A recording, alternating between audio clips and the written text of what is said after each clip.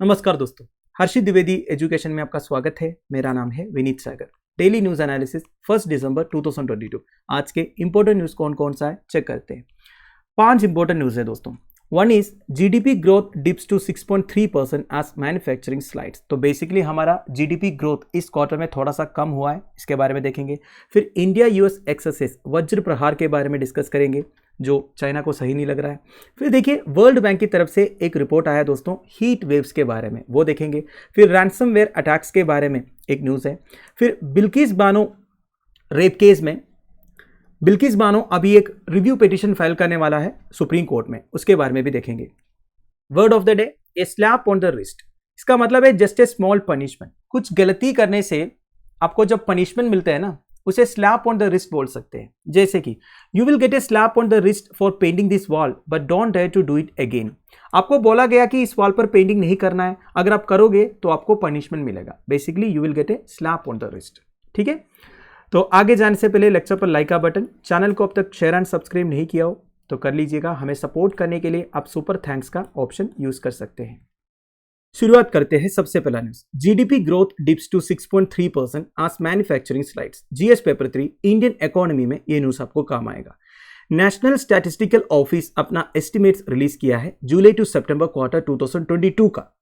इनके हिसाब से हमारे देश का manufacturing and mining output contract हुआ है। अगर आप जुलाई टू सितंबर क्वार्टर 2022 को जुलाई टू सितंबर क्वार्टर 2021 से कंपेयर करोगे तो हमारा manufacturing and mining output contract हुआ है, बेसिकली कम हुआ है। क्या होता है दोस्तों मैन्युफैक्चरिंग आउटपुट? हमारे देश में जितने फैक्ट्रीज है उनका आउटपुट, यह है मैन्युफैक्चरिंग आउटपुट। बेसिकली जो मैन्युफैक्चरिंग एक्टिविटीज है। माइनिंग आउटपुट मतलब क्या होता है? कुछ लोग ये सोचते हैं माइनिंग मतलब केवल कोल माइनिंग है, इसमें डायमंड माइनिंग आता है, मिनरल और माइनिंग आता है, ऑयल माइनिंग आता है। तो basically manufacturing and mining output contract होने की वजह से या फिर कम होने की वजह से हमारा gross value added growth slow down हुआ है। स्लो डाउन हुआ मतलब ये नहीं कि बिल्कुल स्लो हुआ है, बट देखिए जितना एक्सपेक्टेड था उतना ग्रोथ नहीं हुआ है। तो हमारा ग्रोस वैल्यू एडेड का ग्रोथ केवल 5.6% है एंड ग्रोस डोमेस्टिक प्रोडक्ट का ग्रोथ 6.3% है। इसके अलावा जुलाई टू सितंबर क्वार्टर में इन्फ्लेशन भी ज्यादा था। इन्फ्लेशन ज्यादा था मतलब बस आप इतना ही समझ लीजिए, 10 रुपए में जो चीजें आपको मिल रहा था अब वो 12 रुपए में मिल रहा है या फिर 15 रुपए में मिल रहा है। और वीक एक्सपोर्ट्स भी, मतलब इंडिया से जो एक्सपोर्ट्स हो रहा था ना वो भी कम हुआ है। तो ये सब की वजह से हमारा overall gross domestic product growth जो है कम हुआ है।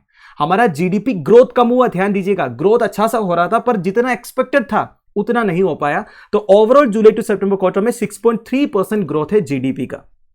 ये ग्राफ आप देखिए दोस्तों, जीडीपी ग्रोथ रेट परसेंटेज दिखा रहा है जून 2019 से लेकर सितंबर 2022 तक। आपको पता चल ही रहा होगा जून 2019 के बाद हमारी इकोनॉमी नेगेटिव ग्रोथ पर चला गया था, पर इसके बाद हमारी इकोनॉमी पॉजिटिव ग्रोथ लिया है। तो देखिए दिसंबर 2020 के बाद बेसिकली 2021 एंड 2022 फाइनेंशियल ईयर्स में हमारी इकोनॉमी में बहुत अच्छा ग्रोथ हुआ है। अभी भी 6.3% ग्रोथ है, मतलब हम पॉजिटिव ग्रोथ पर है। दुनिया भर की इकोनॉमी से कंपेयर करोगे इंडियन इकोनॉमी का अच्छा ग्रोथ हो रहा है। आईएमएफ, वर्ल्ड बैंक जैसे एजेंसीज ने प्रेडिक्ट किया है आने वाले टाइम पर दुनिया भर की इकोनॉमी में रिसेशन होगा पर इंडियन इकोनॉमी का स्टेबल ग्रोथ होगा करके। इतना क्लियर है? अब हम समझेंगे ग्रोस वैल्यू एडेड और ग्रोस डोमेस्टिक प्रोडक्ट में डिफरेंस क्या है। ग्रोस वैल्यू एडेड मतलब क्या होता है दोस्तों? It is the measure of value of goods and services produced in an area, industry और sector of an economy. Economy का एक एक सेक्टर में कितना गुड्स एंड सर्विसेज का प्रोडक्शन हो रहा है उसका वैल्यू है दोस्तों ग्रोस वैल्यू एडेड। नाम से ही आपको पता चल रहा होगा इधर वैल्यू एडिशन हो रहा है। मैं आपको एक एग्जांपल के थ्रू समझाऊंगा। मान लीजिए आपको शुगर केन खरीदना है, तो शुगर केन का प्राइस है 1 किलो 20 रुपीज। अब आपको पता है शुगर केन से बनता है शुगर, ठीक है। अब शुगर का प्राइस कितना होगा? 20 रुपए में आपको मिलेगा? नहीं मिलेगा, 50 रुपीज देना होगा, क्योंकि शुगर केन को शुगर में कन्वर्ट करने में खर्चा तो है ना। तो बेसिकली 20 से 30 रुपीज का इधर वैल्यू एडिशन हुआ है कि नहीं? तो ये 30 रुपीज क्या हो गया? आपका वैल्यू एडिशन हुआ। अब देखिए इस शुगर से बनता है क्या? आइसक्रीम बनता है। अब आइसक्रीम का कॉस्ट कितना होगा? 50 रुपीज में तो आपको नहीं मिलेगा, 100 रुपीज तक होगा। तो 50 से अगेन 50 रुपीज का वैल्यू एडिशन हुआ है। तो बेसिकली शुगर केन जब आइसक्रीम में कन्वर्ट हुआ, इसमें 30 + 50 80 रुपीज का वैल्यू एडिशन हुआ। इसे बोलते हैं दोस्तों ग्रोस वैल्यू एडेड। इससे आपको क्या पता चल रहा है? हर एक सेक्टर का कंट्रीब्यूशन भी पता चल रहा है। शुगर केन जब शुगर में बदले 30 रुपीज का वैल्यू एडिशन हुआ, तो ये प्राइमरी सेक्टर का कंट्रीब्यूशन हो गया। जब शुगर आइसक्रीम में कन्वर्ट हुआ तो 50 रुपीज का वैल्यू एडिशन हो गया, उसमें दूसरा सेक्टर का कंट्रीब्यूशन आपको पता चल गया। तो एक एक सेक्टर का कंट्रीब्यूशन कितना परसेंटेज है ये भी आपको पता चलेगा ग्रोस वैल्यू एडेड से।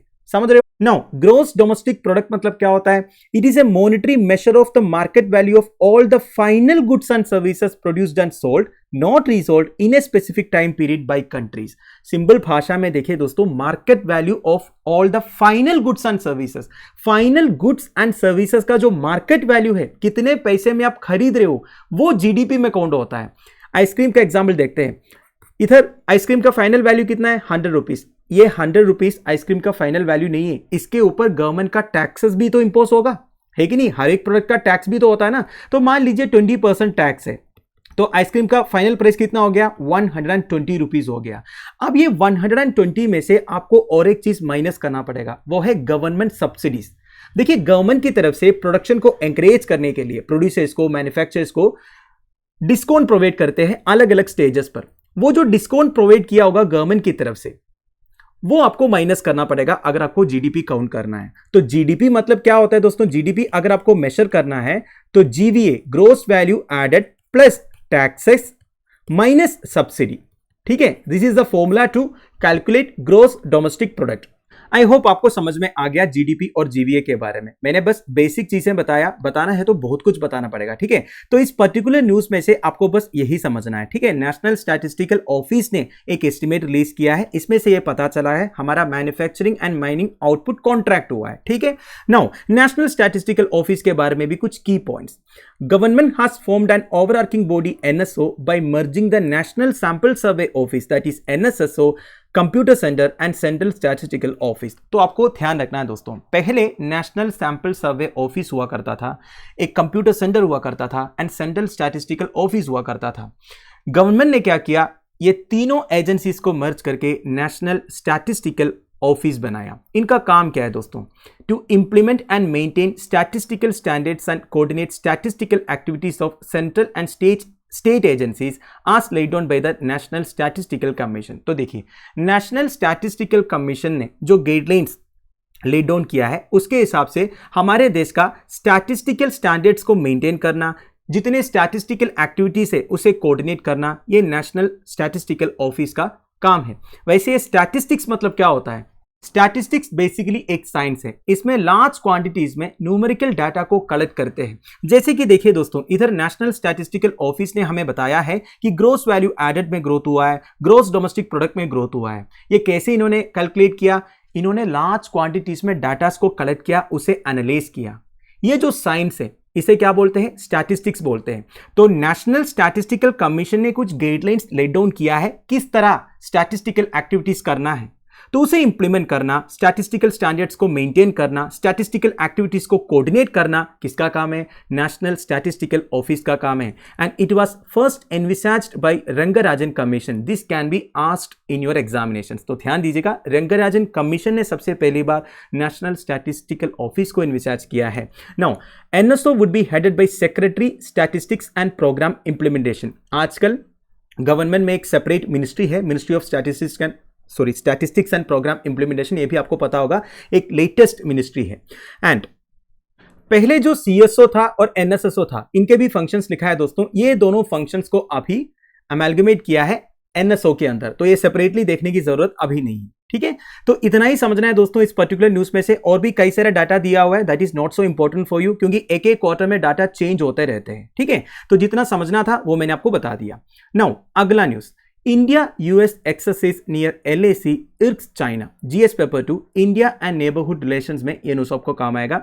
और एक है effect of policies of developed countries over India's interest, इस टॉपिक में भी ये न्यूज आपको काम आएगा। इस पर्टिकुलर न्यूज में ज्यादा कुछ नहीं है समझने के लिए। इंडिया और यूएसए के बीच में LAC के आसपास उत्तराखंड में एक मिलिट्री एक्सरसाइज चल रहा है, वो है युद्ध अभ्यास। आपसे एग्जामिनेशन में पूछ सकते हैं युद्ध अभ्यास कौन कौन से कंट्रीज के बीच का मिलिट्री एक्सरसाइज है, तो इंडिया और यूएसए के बीच में है। इसलिए है कि ये मिलिट्री एक्सरसाइज LAC के आसपास चल रहा है। चाइना को प्रॉब्लम हो रहा है, ऑब्वियस सी बात है, चाइना को तो प्रॉब्लम होगा। चाइना को यह भी प्रॉब्लम है, United States of America LAC के आसपास में आके मिलिट्री एक्सरसाइज कंडक्ट करवा रहा है। तो चाइना ने एक स्टेटमेंट इशू किया है और यूएसए को वार्न किया है, हमारे इंटरनल अफेयर्स में आप इंटरफेयर मत कीजिए। तो एग्जामिनेशन पर्सपेक्टिव में एक्सरसाइज युद्ध अभ्यास के बारे में देखते हैं। It is the largest running joint military training and defence cooperation endeavour between India and the US. तो India and United States of America के बीच में लार्जेस्ट मिलिट्री ट्रेनिंग एक्सरसाइज है दोस्तों, एक्सरसाइज युद्ध अभ्यास। ये एक्सरसाइज स्टार्ट हुआ था 2004 में under the US Army Pacific Partnership Program. एक साल यूएसए होस्ट करेंगे तो अगले साल इंडिया होस्ट करेंगे। ऑल्टरनेटली दोनों कंट्रीज इस एक्सरसाइज को होस्ट करते हैं। मेजर ऑब्जेक्टिव्स क्या क्या है? Enhancing understanding, cooperation and interoperability between two armies, and this will help them in undertaking joint operations at battalion level in mountainous terrain with cold climatic conditions। तो देखिए ये exercise दोनों आर्मीज को मदद करेंगे जॉइंटली ऑपरेट करने के लिए बैटालियन लेवल में माउंटेनियस टेरेन रीजन्स में जहां पे कोल्ड क्लाइमेटिक कंडीशन से under the ambit of United Nations. तो ध्यान दीजिएगा ये जो एक्सरसाइज है it is under the ambit of United Nations Organization. Now India और यूएस के बीच में कौन कौन से मेजर एक्सरसाइज चलता है दोस्तों? एक्सरसाइज टाइगर ट्रायम्फ, ये humanitarian assistance and disaster relief exercise है। मतलब जब भी कोई एक्सट्रीम वेदर इवेंट्स वगैरह होता है, डिजास्टर्स होता है, तब humanitarian assistance and disaster relief वगैरह प्रोवाइड करने के लिए इंडिया और यूएस के बीच में एक्सरसाइज होता है, वो है टाइगर ट्रायम्फ। फिर एक्सरसाइज वज्र प्रहार, ये स्पेशल फोर्सेस एक्सरसाइज है। कोप इंडिया, ये इंडिया और यूएस एयरफोर्स के बीच में होता है। Malabar exercise, this is the main one, ये तो आपने सुना ही होगा। एक क्वाड्रिलैटरल नेवल एक्सरसाइज है जिसमें India, USA, Japan and Australia है। ये नेवल एक्सरसाइज है। पहले तो ऑस्ट्रेलिया नहीं था, पिछले 2 साल से ऑस्ट्रेलिया भी इसमें ज्वाइन हो रहा है। तो बेसिकली क्वाड के बारे में आपको पता होगा ना, जिसमें India, USA, Japan and Australia है। तो क्वाड का एक मिलिट्री एक्सरसाइज आप बोल सकते हैं मलबार एक्सरसाइज जो है। एंड रेड फ्लैग भी है, यूएस मल्टीलैटरल एयर एक्सरसाइज है। तो इतने एक्सरसाइज इंडिया और यूएस के बीच में होता है, आप ध्यान दीजिएगा, ठीक है।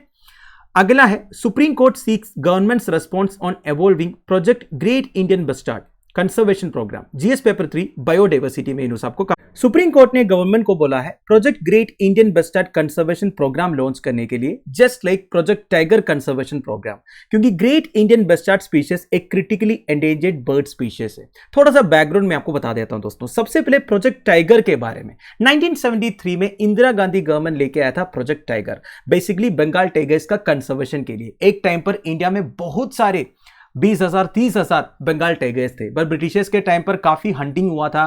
फिर देखिए हमारे देश में भी टाइगर पोचिंग होता है, टाइगर स्किन के लिए, टाइगर टीथ के लिए, है कि नहीं। ये सब की वजह से टाइगर्स पॉपुलेशन कम हुआ था। तो टाइगर पॉपुलेशन इंक्रीज करने के लिए 1973 में Indira Gandhi government Jim Corbett National Park में प्रोजेक्ट टाइगर लॉन्च किया था, ठीक है। प्रोजेक्ट टाइगर एक सक्सेसफुल कंजर्वेशन प्रोग्राम है दोस्तों। प्रोजेक्ट टाइगर से टाइगर पॉपुलेशन हमने इंक्रीज भी किया था। तो सुप्रीम कोर्ट अभी project great Indian bustard conservation programme launch करने के लिए क्यों बोल रहा है, यह समझने के लिए ग्रेट इंडियन बस्टार्ड के बारे में समझना बहुत जरूरी है। Number 1 state bird of Rajasthan है and it is considered India's most critically endangered bird, ठीक है।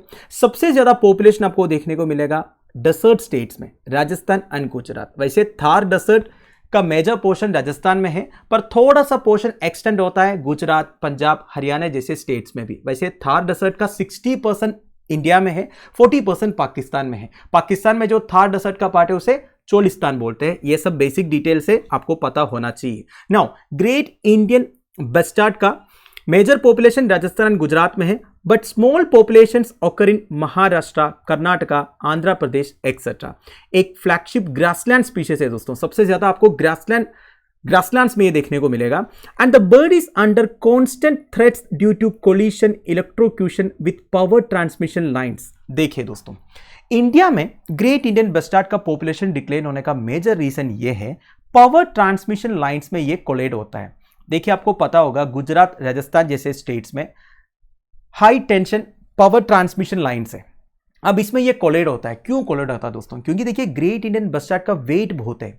ये one of the heaviest flying bird है। ये फ्लाई करता है पर उतना हाइट में फ्लाई नहीं कर पाता है। और सबसे बड़ा प्रॉब्लम क्या है ना, ये जब फ्लाई करते हैं ना नीचे देख के फ्लाई करते हैं, ठीक है। ये सामने नहीं देखते हैं, ये नीचे देखते हैं। अब नीचे देख के फ्लाई करोगे, obvious सी बात है सामने कोई इलेक्ट्रिक लाइन्स आएगा, उसमें कोलेड होगा ना। तो बहुत सालों से ग्रेट इंडियन बस्टार्ड्स का पावर ट्रांसमिशन लाइंस में कोलेड होके, इलेक्ट्रोक्यूट होके डेथ हुआ है। करीब 2-3 साल पहले जब chief justice of India एस.ए. Bobde साहब थे, उन्होंने भी ये कंसर्न एक्सप्रेस किया था, कुछ ना कुछ करना पड़ेगा इन्हें प्रोटेक्ट करने के लिए। उन्होंने ये सजेस्ट भी किया था Gujarat and Rajasthan power companies को, आपके जितने हाई ट्रांसमिशन लाइन्स है वो अंडरग्राउंड कर दो, पर ये फीसिबल नहीं था, इसलिए अभी तक ये हो नहीं पाया है। तो अभी सुप्रीम कोर्ट का कहना यह है दोस्तों, गवर्नमेंट को बोल रहा है project great Indian bustard conservation programme लेके आओ, नहीं तो ग्रेट इंडियन बस्टर्ड खत्म ही हो जाएंगे, एक्सटिंक्ट हो जाएंगे। वैसे देखा जाएगा तो सुप्रीम कोर्ट का ऑब्जर्वेशन के बाद Gujarat and Rajasthan state authorities high power transmission lines में बर्ड डाइवर्टर्स इंस्टॉल किया था। बर्ड डाइवर्टर्स क्या होता है दोस्तों, बेसिकली ट्रांसमिशन लाइंस में इंस्टॉल करते हैं। इसमें बेसिकली रिफ्लेक्टर्स होते हैं। अब ये रिफ्लेक्टर्स से जो सनलाइट पड़ता है ना, उससे बर्ड्स डाइवर्ट होकर चले जाता है, इससे कोलिशन अवॉइड हो सकता है। पर इससे भी ज्यादा कोई फायदा नहीं हुआ है दोस्तों, अभी भी कोलिशन हो रहा है, ग्रेट इंडियन बस्टार्ड्स का डर भी हो रहा है। वैसे इस प्रॉब्लम को सोल्व करने के लिए सेंट्रल गवर्नमेंट एक एक्सपर्ट कमेटी फॉर्म किया था। अभी कोर्ट का डायरेक्शन के बाद सेंट्रल गवर्नमेंट ने कोर्ट को रिक्वेस्ट किया है इस एक्सपर्ट कमेटी को हम एक्सपांड करना चाहते हैं। इसलिए इस एक्सपर्ट कमेटी में additional secretary of the renewable energy ministry and the chief operating officer of the central transmission utility of India limited को भी हम ज्वाइन कराना चाहते हैं। ये दोनों डोमेन एक्सपर्ट्स है ट्रांसमिशन लाइन्स के बारे में। अब आपके मन में एक डाउट आया होगा, इधर additional secretary of the renewable energy ministry क्या करेंगे? देखिए बात यह है, गुजरात एंड राजस्थान में जहां पे ये ग्रेट इंडियन बस्टार्ड्स के हैबिटेट है ना, उधर जितने हाई पावर ट्रांसमिशन लाइन्स है उसमें से जो इलेक्ट्रिसिटी फ्लो हो रहा है उसका सोर्स रिन्यूएबल एनर्जी है। Basically Gujarat and Rajasthan areas में विंड मिल्स बहुत है, विंड एनर्जी से उधर इलेक्ट्रिसिटी प्रोड्यूस हो रहा है। सोलार पैनल्स बहुत है, तो basically wind energy and solar energy से उधर सबसे ज्यादा इलेक्ट्रिसिटी जनरेट हो रहा है और वही इलेक्ट्रिसिटी इन ट्रांसमिशन लाइन से फ्लो हो रहा है। इसलिए additional secretary of renewable energy ministry को भी इस एक्सपर्ट कमेटी में सेंटर ज्वाइन करवाना चाहते हैं। तो ठीक है, इतना ही समझना है इस पर्टिकुलर न्यूज में से। नाउ ग्रेट इंडियन बस्टार्ड के बारे में और एक इंटरेस्टिंग फैक्ट में बता देता हूं। आप सबको पता है हमारा नेशनल बर्ड है पीकॉक। जब हमारा नेशनल बर्ड डिसाइड हो रहा था तो फाइनल लिस्ट में ग्रेट इंडियन बस्टार्ड और पीकॉक थे, और इसमें ग्रेट इंडियन बस्टार्ड के लिए कंटेंडर्स बहुत थे। ग्रेट इंडियन बस्टार्ड हमारा नेशनल बर्ड बनने वाला ही था, पर कुछ लोगों ने यह बोला ग्रेट इंडियन बस्टार्ड का नाम में कुछ प्रॉब्लम है। ये क्या प्रॉब्लम है आप मुझे कमेंट बॉक्स में बताइए दोस्तों। आप सबको शायद पता होगा ग्रेट इंडियन बस्टार्ड का ये जो नाम है इसमें कुछ प्रॉब्लम है, ये मिस प्रोनाउंस हो सकता है करके कुछ लोगों का कहना था। वो क्या है, अगर आपको पता है तो आप मुझे कमेंट बॉक्स में बता दीजिएगा। Finally protection status of great Indian bustard भी बता देता हूं। International union for conservation of nature that is IUCN का रेड लिस्ट में क्रिटिकली एंडेंजर्ड है। साइट्स मतलब convention on international trade in endangered species of wild fauna and flora का appendix 1 में है। Convention on migratory species that is CMS का appendix 1 में है, और हमारा वाइल्ड लाइफ प्रोटेक्शन एक्ट 1972 का शेड्यूल 1 में है। मतलब सारे प्रोटेक्शन स्टेटस में टॉप प्रायोरिटी दिया हुआ है ग्रेट इंडियन बस्टार्ड को, यह भी आप ध्यान दीजिएगा। अगला है over 160 to 200 million Indians could be exposed to lethal heat waves annually. GS paper 2 international reports में न्यूज आपको काम आएगा।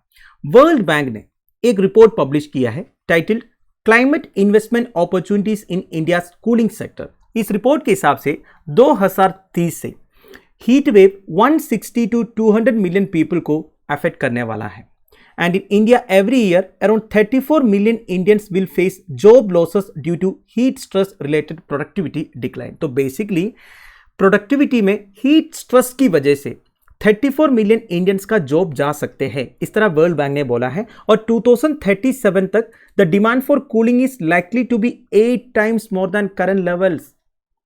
तो अभी के हिसाब से जितना एयर कंडीशनर डिवाइसेस का डिमांड है ये 8 गुना ज्यादा होने वाला है 2037 तक। वैसे ये हीट वेव मतलब क्या होता है दोस्तों, ये सबसे पहले बता देता हूं। देखिए, there is a criteria for declaring a heat wave. Heat wave is considered when the maximum temperature of a station reaches at least 40 degree Celsius for plains and at least 30 degree Celsius for hilly regions. देखिए, hilly regions and plane regions के लिए criteria अलग अलग है। अगर एक station का maximum temperature 40 degree Celsius तक पहुंचते हैं प्लेन एरियाज में तो हीट वेव कंडीशन है। अगर हिली रीजन से बेसिकली हिमालयन स्टेट्स वगैरह है या फिर जितने हिली रीजन से इंडिया में, उधर अगर 30 डिग्री सेल्सियस भी पहुंचोगे ना, उसे आप हीट वेव बोल सकते हैं। और भी क्राइटेरिया है, if the normal maximum temperature of a station is less than और equal to 40 degree Celsius then an increase of 5 degree Celsius to 6 degree Celsius from the normal temperature is considered to be a heat wave condition. देखिए, मान लीजिए अगर plane regions में 40 degree Celsius के नीचे temperature है, पर सडनली 5 to 6 डिग्री सेल्सियस का टेम्परेचर इंक्रीज हुआ, तभी हीट वेव कंडीशन है। Further An increase of 7 degree Celsius or more from normal temperature is considered a severe heat wave condition. देखिए 5 डिग्री टू 6 डिग्री सेल्सियस अगर temperature increase हो रहा है तो वो हीट वेव कंडीशन है. अगर 7 डिग्री सेल्सियस तक इंक्रीज हो रहा है नॉर्मल टेम्परेचर से, उसे आप बोलेंगे सीवियर हीट कंडीशन. ठीक है. Now if the normal maximum temperature of a station is more than 40 degree Celsius, देखिए एक स्टेशन का नॉर्मल मैक्सिमम टेम्परेचर अगर 40 डिग्री सेल्सियस है, तब 4 डिग्री सेल्सियस से 5 डिग्री सेल्सियस तक अगर नॉर्मल टेम्परेचर का इंक्रीज होगा तभी हीट वेव कंडीशन है. समझ रहे हो. कुछ एरियाज ऐसा है जहां पे नॉर्मल टेम्परेचर 40 डिग्री सेल्सियस के ऊपर ही रहता है, उधर अगर 4 डिग्री भी इंक्रीज हो गया ना तभी हीट वेव कंडीशन है. अगर 6 डिग्री सेल्सियस इंक्रीज हो गया तो वो सीवियर हीट वेव कंडीशन है. ठीक है. Now additionally, if the actual maximum temperature remains 45 degree Celsius or more irrespective of normal maximum temperature, a heat wave is declared. तो देखिए 45 डिग्री सेल्सियस अगर पहुंचेंगे तो वो हीट वेव है, इसमें कोई डाउट नहीं है. 45 डिग्री सेल्सियस मतलब तो बहुत हो गया. तो एक्चुअल मैक्सिमम टेम्परेचर अगर 45 डिग्री सेल्सियस तक पहुंचता है तो irrespective of normal maximum temperature heat wave declare किया जाता है. ठीक है. तो ये सारे क्राइटेरिया सब ध्यान दीजिएगा, आज स्टेटमेंट्स आपसे एग्जामिनेशन में पूछ सकते हैं. तो इस पर्टिकुलर रिपोर्ट में क्या बताया जा रहा है दोस्तों, ये जो हीट वेव की वजह से कूलिंग डिमांड आने वाला है, इससे इंडिया में इन्वेस्टमेंट अपॉर्चुनिटी भी है, एम्प्लॉयमेंट जनरेशन अपॉर्चुनिटी भी है. जैसे कि इन्वेस्टमेंट अपॉर्चुनिटी होगा $1.6 ट्रिलियन का by 2040, besides reducing greenhouse gas emissions significantly and creating 3.7 million jobs. तो देखिए दोस्तों, कूलिंग इंडस्ट्री का ग्रोथ होगा क्योंकि 8 गुना ज्यादा अगर कूलिंग डिमांड होगा तो भी सी बात है उसके लिए इक्विपमेंट्स प्रोवाइड करना होगा. तो इस इंडस्ट्री में एम्प्लॉयमेंट जनरेशन होने वाला है कम से कम 3.7 मिलियन जॉब्स का, और हमें इस तरह का कुछ टेक्नोलॉजी डेवलप करना पड़ेगा कूलिंग के लिए जिससे ग्रीन हाउस गैस एमिशंस ना हो. तो इसे आसान अपॉर्चुनिटी देख के हमें ऐसे कुछ करना पड़ेगा, ये रिपोर्ट कह रहा है.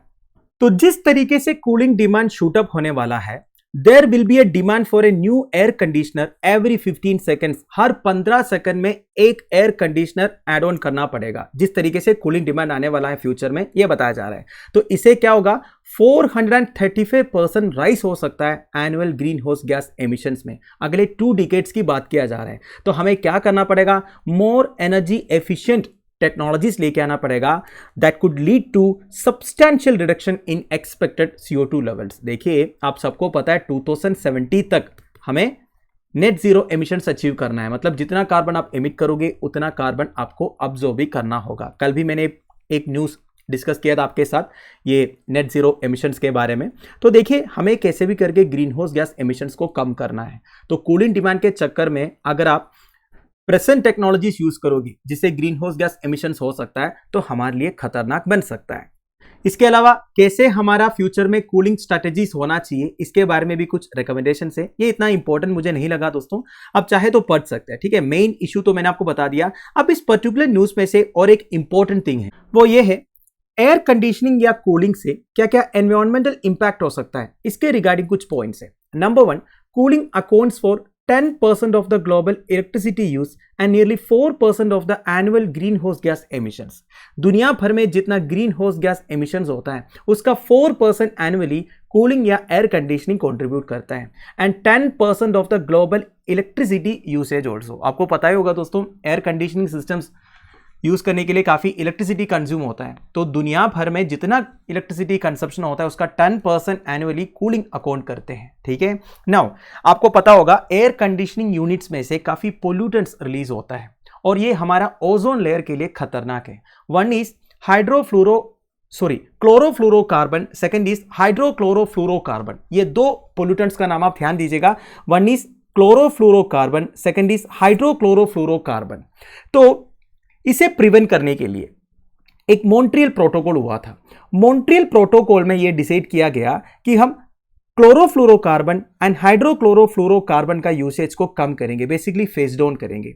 मॉन्ट्रियल प्रोटोकॉल को one of the most successful international protocol माना जाता है क्योंकि जितने मेंबर स्टेट्स हैं ना यूनाइटेड नेशंस में, वो सारे मॉन्ट्रियल प्रोटोकॉल में साइन किया था. ठीक है. तो मॉन्ट्रियल प्रोटोकॉल में क्या डिसाइड किया गया, क्लोरोफ्लोरोकार्बन एंड हाइड्रोक्लोरोफ्लोरोकार्बन का यूसेज को फेस डाउन करेंगे. अब ये दोनों में क्या है, क्लोरीन है. ये क्लोरीन खतरनाक है एक्चुअली ओजोन लेयर के लिए. फिर क्या हुआ, कंट्रीज ये क्लोरोफ्लोरोकार्बन एंड हाइड्रोक्लोरोफ्लोरोकार्बन के जगह हाइड्रोफ्लोरोकार्बन यूज करने लग गया जिसे HFC बोलते हैं. अब ये हाइड्रोफ्लोरोकार्बन में क्लोरीन नहीं है, इसलिए ये ओजोन के लिए खतरनाक नहीं है। पर देखिए हाइड्रोफ्लोरोकार्बन भी एक ग्रीन हाउस गैस है, इसे ग्लोबल वार्मिंग हो सकता है। तो फिर क्या हुआ, एक किगाली अमेंडमेंट हुआ मॉन्ट्रियल प्रोटोकॉल में। इसमें यह डिसाइड किया गया कि हम हाइड्रोफ्लोरोकार्बन्स को भी धीरे धीरे फेस डाउन करेंगे करके। तो ये कुछ इंपॉर्टेंट पॉइंट्स है, आप ध्यान दीजिएगा, ठीक है। अगला है Supreme Court to look into Bilkis Bano's petitions against release of 11 convicts. GS paper 2 government policies and issues arising out of its implementation में ये न्यूज़ आपको काम आएगा। बिल्किस बानो रेप केस के बारे में आपको पता होगा। अगर आपको पता नहीं है, डिटेल में जानना चाहता है, तो हर्षित द्विवेदी नाम के साथ सर्च कीजिए, एक डिटेल्ड वीडियो चैनल पर अवेलेबल है। वैसे हुआ क्या था, गुजरात रायोट्स जब 2002 में हुआ था, उस वक्त बिल्किस बानो करके एक लेडी का गैंग रेप हुआ था। तो इस रेप से रिलेटेड 11 इंडिविजुअल्स को पुलिस ने अरेस्ट किया था और वो जेल में लाइफ सेंटेंस भी काट रहे थे। पर रिसेंटली गुजरात स्टेट गवर्नमेंट ने इन 11 कन्विक्ट्स को प्री मैच्योरली रिलीज करवाया। तो गवर्नमेंट का इस डिसीजन के अगेंस्ट बिल्किस बानो एक रिट पिटीशन फाइल किया था सुप्रीम कोर्ट में। तो सुप्रीम कोर्ट इस पिटीशन का हियरिंग शुरू करने वाला है, ये न्यूज़ आया है। अब मैं आपको बैकग्राउंड बता देता हूं। सबसे पहले ये प्री मैच्योर रिलीज मतलब क्या होता है। देखिए, अगर एक कन्विक्ट का लाइफ इंप्रिजनमेंट की सजा होती है, इसका मतलब यह है जब तक उनका नेचुरल डेथ नहीं होता तब तक उन्हें जेल में रहना है। कोई लोग ये सोचते हैं कि 14 साल के लिए रहना है, 20 साल के लिए रहना है, इसके बाद बाहर आ सकते हैं। ऐसा नहीं, जब तक उस कन्विक्ट का नेचुरल डेथ नहीं होता है तब तक उन्हें जेल में ही रहना है। यह है लाइफ इंप्रिजनमेंट का मतलब। पर देखिए, प्रिजन्स, लॉ एंड ऑर्डर, ये सब इंडियन कॉन्स्टिट्यूशन का 7th शेड्यूल में स्टेट लिस्ट में आता है। इसका मतलब यह है प्रिजन के रिगार्डिंग डिसीजंस, लेजिस्लेशंस, ये सब एनैक्ट करने का पावर किसके पास है, स्टेट गवर्नमेंट के पास है।